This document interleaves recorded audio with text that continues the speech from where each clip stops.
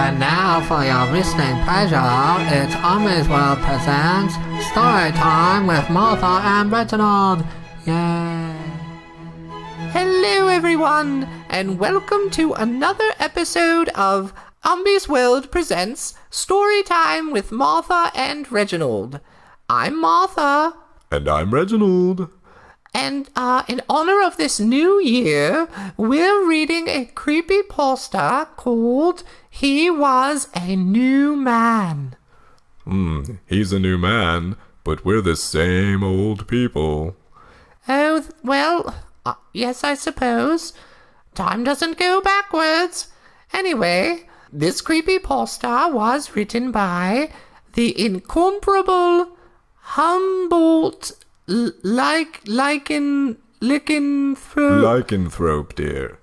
It's like a werewolf. Oh, well, that's spooky. Anyway, what is a Humboldt then? I don't know. Maybe that's his name. You know, like Jimmy Werewolf. Who is Jimmy Werewolf? Nobody. It's just an example. An example of what? Nothing. What the dickens is a creepypasta anyway? We've been reading these things and I'm just confused by the whole thing. I haven't the foggiest, Reginald. Anyway, let's get on with the story. This is He Was a New Man by Jimmy Werewolf. Humboldt Lycanthrope. Thank you, Reginald. Anyway, here we go. The story begins. He had the internet to thank for everything.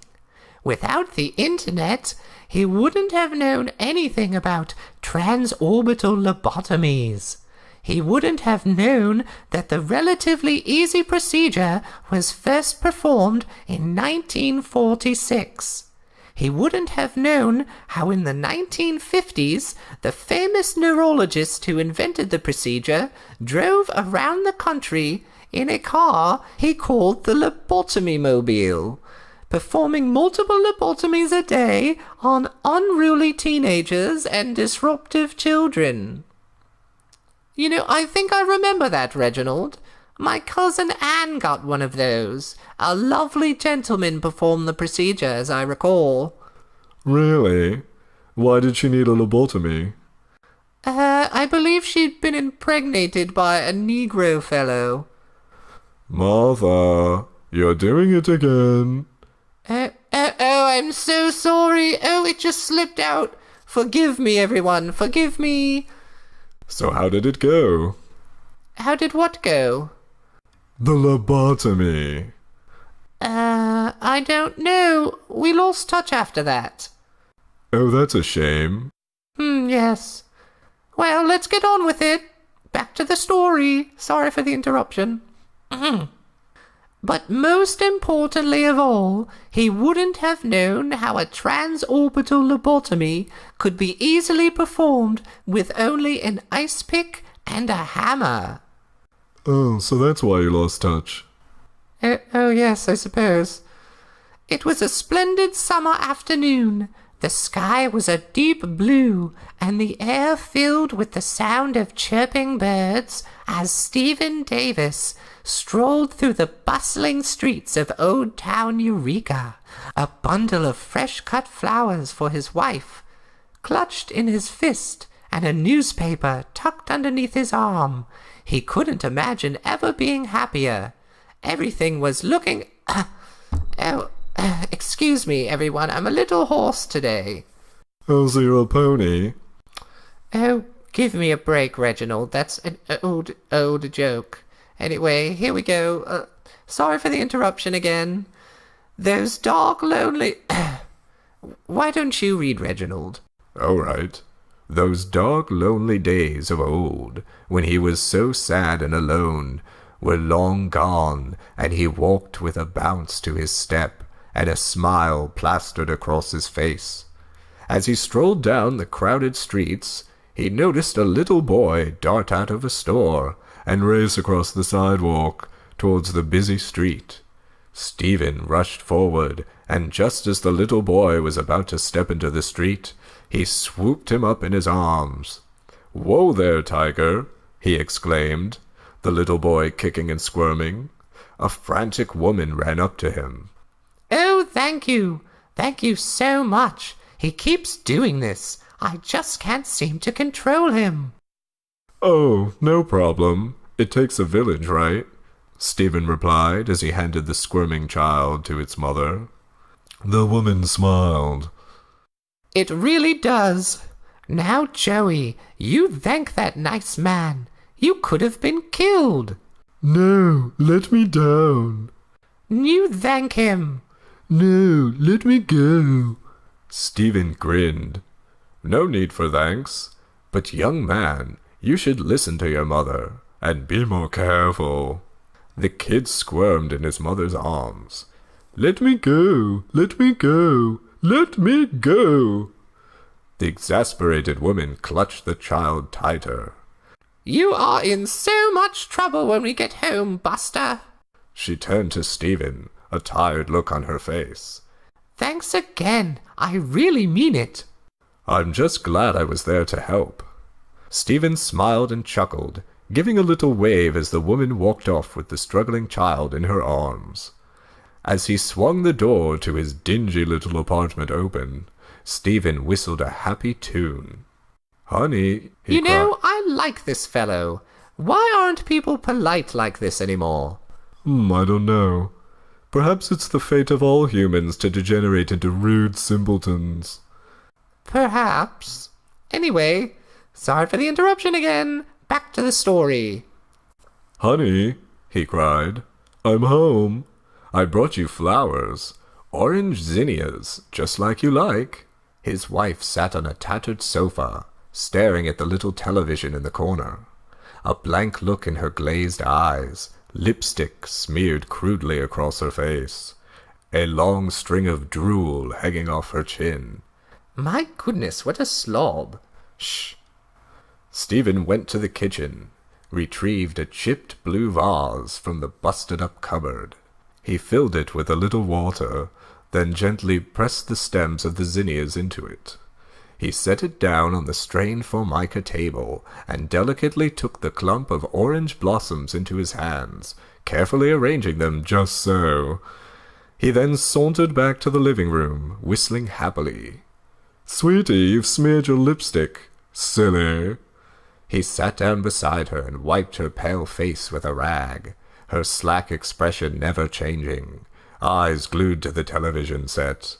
He cleaned up the drool that always seemed to gather at the corner of her mouth and carefully reapplied her lipstick.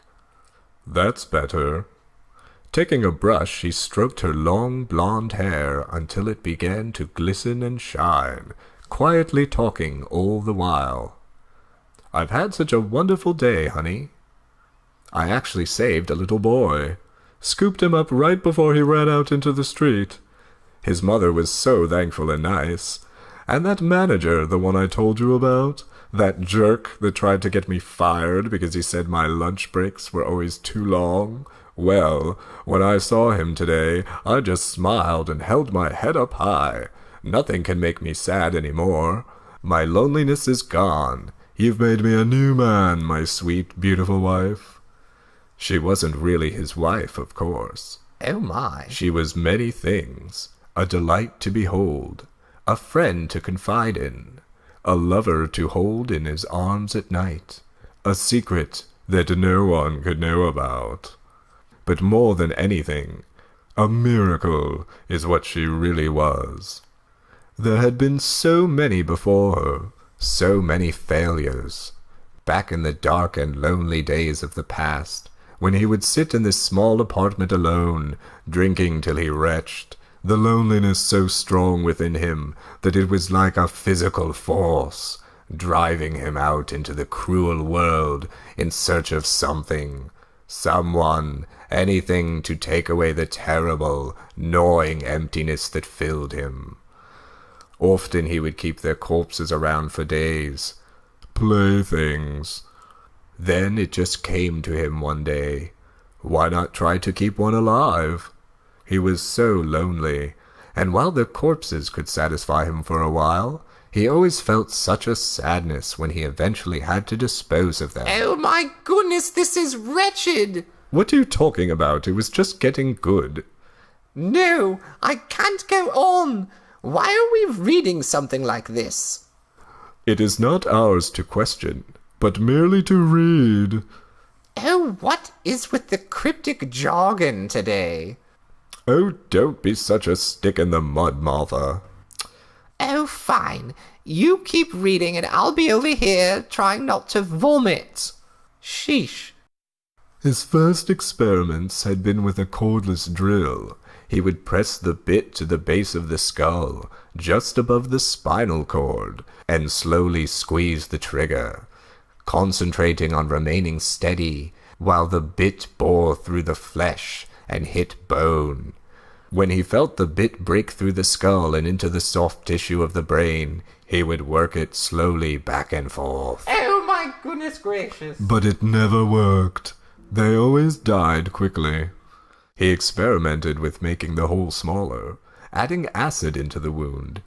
Once one stayed alive for a whole day, but then, when he got home from work, he found her pale and stiff with blue lips, sprawled on the floor in a mess of urine and feces. Oh, you've got to be kidding me. That was when he decided to do some research.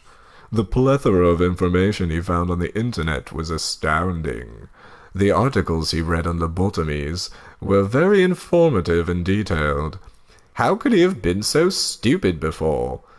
He had been digging into the cerebellum. What he needed to be doing was severing the connections in the brain's prefrontal lobe.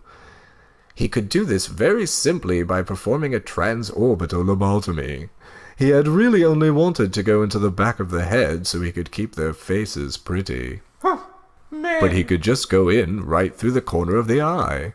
It was a very exciting time. If he was careful, going in through the eye socket would only leave a slight bruise that would quickly heal up.